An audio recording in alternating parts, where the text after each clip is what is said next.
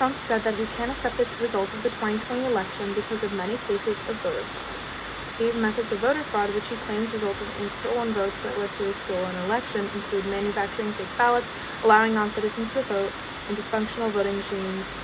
vote-by-mail fraud, and voting on behalf of deceased citizens.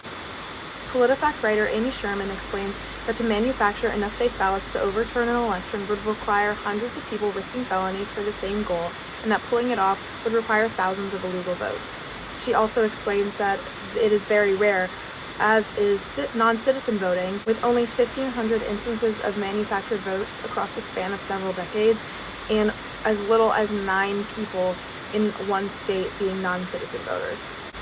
As for voting machines, political scientists at Stanford named Eggers, Garrow, and Grimmer cited that Trump's legal team claimed that voting machines run by Dominion voting systems switch votes from Trump to Biden, but there is no evidence that Biden outperformed expectations in counties that used these machines, unlike what Trump's legal team claimed.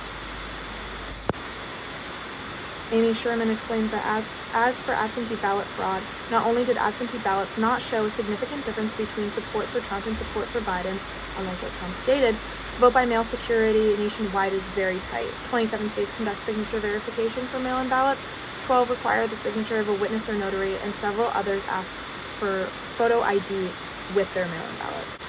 Linda Chu of the New York Times explains that the number of instances in which dead people have voted has not happened to a degree high enough in order to flip a state, therefore impact an election. But Trump claims that dead people voting had an impact on the 2020 election, saying that 5,000 dead people in Georgia voted, but only about 2,734 people did cast ballots, and many of them had died within 40 days of the election. As for people who were dead but had ballots cast on behalf of them, Georgia only found 4 cases of that happening. Ultimately, there is not sufficient evidence for Trump to make legitimate claims the election was stolen from him. One could argue that he is a narcissist to the point where he couldn't possibly comprehend not winning the election and people not voting for him, that the only way he could have lost is through voter fraud.